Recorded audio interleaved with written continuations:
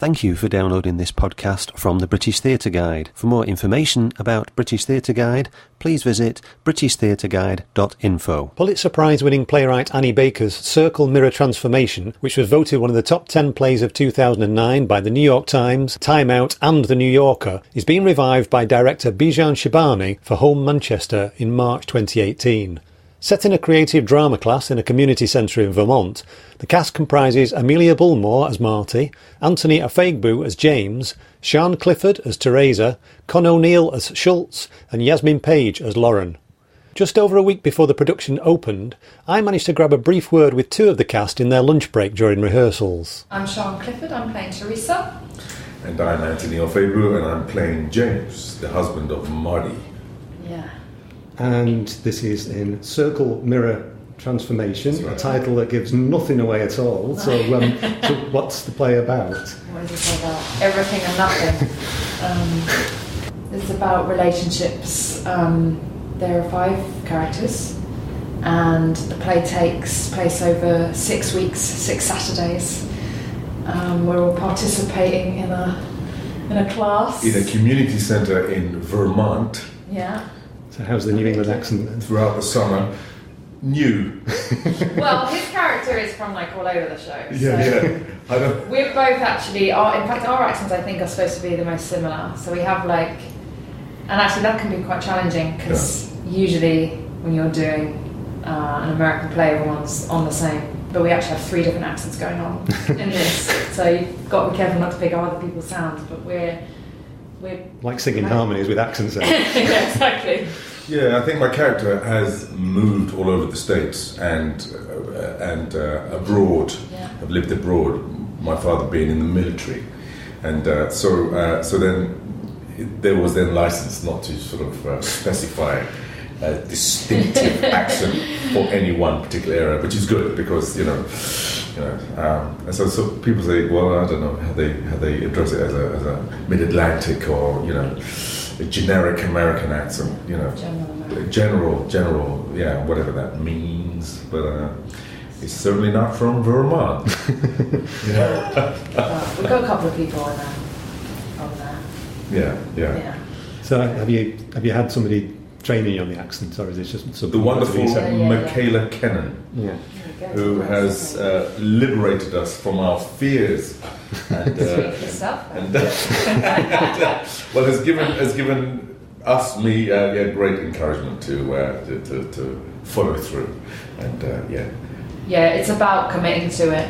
You've got to do it. I mean, I think there is some people are really good at accents and some people are less good, but we've lucked out actually. Like everyone's just so on it. So thank God I've done an American accent before, and we have to do it later now for our self-tapes and things. So but I love working in a different accent because it really changes you physically. You really feel it in your body, and it has a different muscularity to it, so it's like putting on a different suit, isn't it? Different really set of clothes, I love it. And so it makes you come alive in a different way. And if they say you are what you wear, then for sure you are how you speak. Yeah, and it does. It really runs through you. And Annie Baker as a writer is so specific. So there's nothing's in there by accident. I don't know how familiar you are with her work, but she's very, she's sort of notorious for putting a lot of very specific pauses, and we have 2-second pauses, 4-second pauses, 7 seconds, 10 seconds, 15 seconds, and we are counting those out. Yeah. You start to feel them eventually. Yeah, and that's half the story. Half the story is in the silences, or the pauses, and they just speak volumes, if not scream out at you, because it allows you, the audience, to sort of perceive the possibility of what might be, and that's quite rich, really. Yeah. That's like swimming across a coral reef and seeing all the, myriad of colours and shapes and Well, that's something that Pinter is often sent up for, the pauses, but there is often as much meaning in the pauses. Yeah, and it really feels like it's been musically scored, this play. Yeah. I guess what. But that's hard, isn't it, to act, because there are no clues in applause. There are clues in words. You have to believe in it. Yeah. You have to really go with it. Otherwise, you're kind of thinking, is this a mistake? Yeah. But it's just very naturalistic. We pause all the time, and it's really, I don't know how you do, but like I really sort of heighten my attention just in rehearsal, observing when we do it, when we're thinking, and when we go into those spaces of thought, and that's what it is. So it's challenging, but also really thrilling as an actor to give yourself the freedom to think. Yeah. And think as that person rather than to constantly be speaking. Everything is so like specific. Everything is written in such a beautifully sort of metered way that you're given so much about your character, the way that they pause and the way that it's different for everyone if you like really look at the detail. And it's a really interesting discipline as well to sort of, as an actor and maybe as an audience member, to sort of realise how important silences are. How intrinsic they are to part of the language, which is oral and physical, visual, body language. They say we speak more with body language than we do vocally. Yeah. And then what about the silences? What about the interruptions? What about the pauses? The quick gear change of sentences? Where is that taking you? Even as we're speaking now, are we fully, putting on or saying a complete sentence? You've just heard me erring and arming, and that's exactly what Annie Baker has observed with such eloquence, and has managed to implant that into this work that it is quite phenomenal. And I think a lot of the text actually came out of workshops, so it's an environment that as actors we're very familiar with. It's essentially a rehearsal room, but so my character is an actress, but she's moved away from New York, she's taking a step back from acting, but everyone else in the room is not familiar with the type of exercises that we're doing, and it can be very exposing, and there are things in there which even for us as actors, initially coming into the rehearsal room, we had to really just throw ourselves into, and it's stuff we've all done before, where you're walking around a room and you introduce yourself to people and you do all this whole thing. But it's been, I guess I've got an easier job in that respect because I am used to that environment and my character's used to that environment, whereas the other people in the room aren't. So there's this sort of awkwardness which is written, an awkward silence there all over this play. And so circle mirror transformation refers to a theatre game, a theatre practice, where an exercise, a theatre exercise, a tutor will lead a particular type of game in a classroom in order to expose certain elements of oneself or to get somebody to understand about one's surroundings, as an actor, and therefore as a person to be able to examine and to be aware of others around. We can all become a little bit sort of insular. Thank you, and so it helps to broaden and open ourselves back up again. And I think the whole thing, and there's it's double entendre in the name itself: circle, mirror, transformation. Getting a circle. Look at the mirror and transform yourself. That's one way of looking at it. But there are a myriad of other different interpretations one could put into that, and that's for the audience, every individual and actor as well, to sort of determine. And there is this sort of beautiful naivety that they all enter that room with, and then 6 weeks later they are transformed. Their lives have all changed, and I think it's quite sad at points, this play, but it's so beautiful, it's so beautifully observed, it's very human. When I read it, it was, there's a lot of content out there right now which I'm finding difficult to connect with because the world seems to just be in so much flux, and it was so nice to read something that just felt so real and accurate and compelling. Liberating.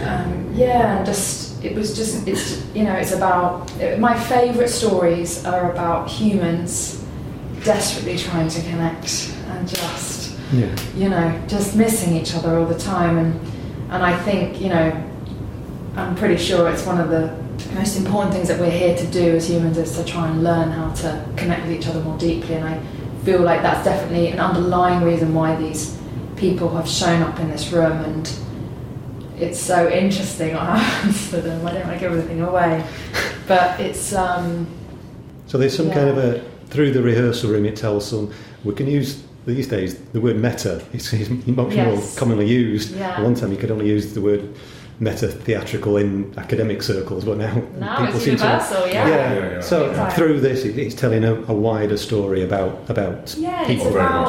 It's about, you know, on a very superficial level, they're showing up and doing these exercises which involve sharing things they remember about stories they've been told by each other. So we each get to play each other at some point during the play.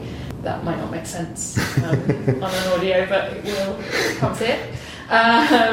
But it's also about how that impacts on their personal lives, and you also get these unbelievable windows into what's going on off stage in these people's lives, because you just get these snippets, these little pockets.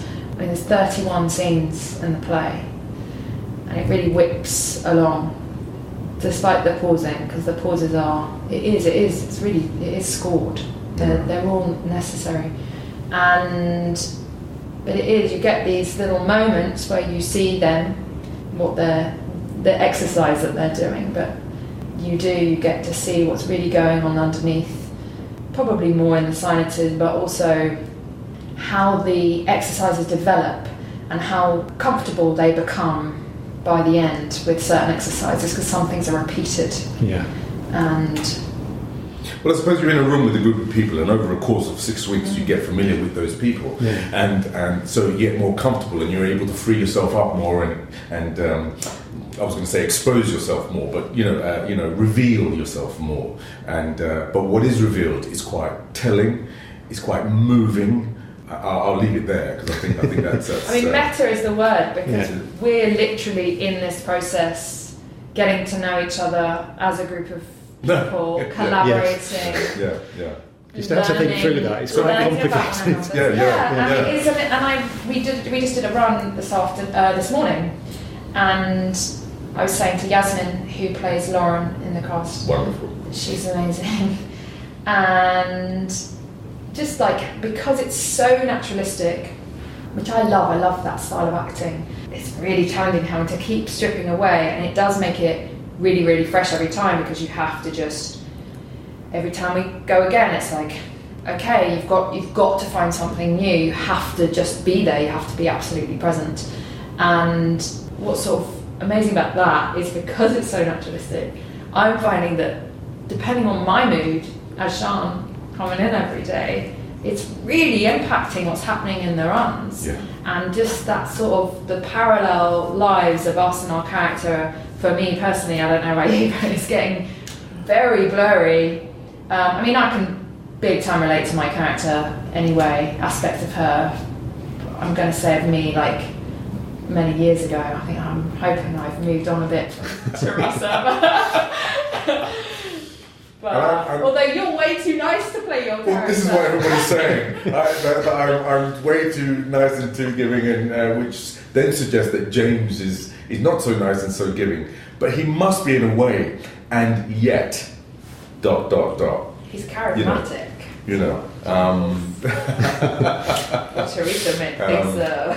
So and Amelia Bullmore, who plays Marty, Kreisberg, incredible, is amazing, and then Con O'Neill, who plays Schultz, and Yasmin Paige, who plays Lauren. It's a great company of actors. Yeah, we've been happy. I just think it's just amazing. And Bijan, our director, Bijan Sheibani. Bijan Sheibani, my goodness, a legend. He's, you're all playing off each other's real life moods, though, in the scenes as well. Yeah, but I think this play allows you, and sort of, I think you've got to go with that, which is wonderful. And it makes it sound like, oh, we don't ever get the chance, but in a way, it's kind of, it just feels, and I don't know, it must be to do with Annie Baker's work. It makes it feel like you've never done this before. That you there's an opportunity to really. act. And to explore yourself and what you feel you can do within the parameters of what the play is allowing you. And it's a huge playing field, in a sense. It really is a huge... You can run wild to the point that you find exact spots that are just diamond platforms, you know. And it's funny what you say then about like an opportunity to act. So Yasmin's character Lauren is an aspiring actress. She's 16 years old in the play, and so she sort of puts Theresa on a bit of a pedestal, despite the fact that I'm moving away from that life. And so it's a creative drama class is what we've signed up for. That's what Marty's called this class. And there is a point where Marty sort of says, or Lauren is feeling frustrated about the exercises that we're doing, and she wants to do some real acting. And Marty sort of says to her, "This is it. This is real acting. It's about being present and just stripping it all away and not putting stuff on." And there's been moments like that where you just catch these lines in the play. Or there's another one. There's a lot of hula-hooping being used to promote I noticed this play, in the pictures, yes. Yeah. Which I'm a little confused about, if I'm honest. There is a moment with a hula hoop. Yeah. I hula hoop in the play. So does Anthony. There are metaphors Great in there dexterity. all over the shop. There are these gifts where we catch ourselves and we all suddenly look at each other. We look at Bijan and we go, "Oh, Annie is telling us how to perform this play." So my character says the key is actually less movement. So that's one. And there's also, where Lauren kind of loses her. I was going to swear then. You know what I was going to say. And Marty says, that is how you she's saying, I don't want to do this. And Marty says, that is how you become a real actress. And I say, she's right, Lauren. And I think that's what's so... And I don't know if... So the writer's able to give you those little clues. Like, I've seen Hamlet twice this month. And of course in that Shakespeare has a speech where he basically says, this is how you're supposed to act. The play. Yeah, of course. Instructions of the players, yeah. So you get that, you're picking up, it's not quite as obvious. But those kind of gifts, they're sort of... I don't think it's the writer trying to be facetious, but it's just, but they will inform you how they're gifts of how to do this play. It's what she's felt and she's put it in there, and in a way it's an unconscious message to us performing her work. I think if you are what you write, what you eat, what you say, what you dress, then in that vein. It's just there, She's just so clever. Innocently. You're in awe of this, right? It is. It's a real it's a pleasure to perform it. It's been a pleasure to rehearse it, and it just gets deeper and deeper and deeper. So be excited to share it. I noticed you'd written something on Facebook about when you got this part. Oh, did you see that? I did see that, yeah. Have you seen that? Can you just say quickly how you came to get the part? I auditioned. You were in the RSC. You I was saved our bacon. Rushing off from just come out of the RSC after Royal Shakespeare Company after 14 months, and 8 days later I was hula hooping.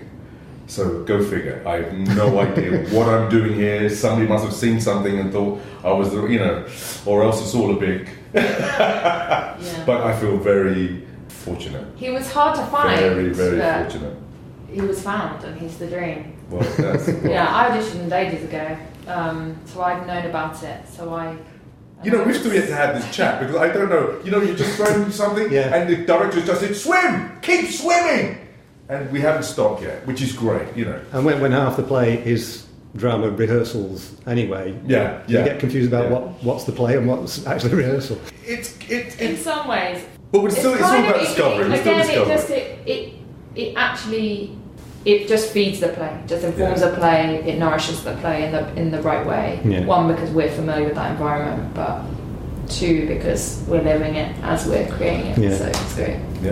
That was Sian Clifford and Anthony Ofoegbu from the cast of Circle Mirror Transformation, which runs at Home Manchester from the 2nd to the 17th of March 2018. For more information, see homemcr.org. You've been listening to a podcast from British Theatre Guide. For more information, please visit britishtheatreguide.info.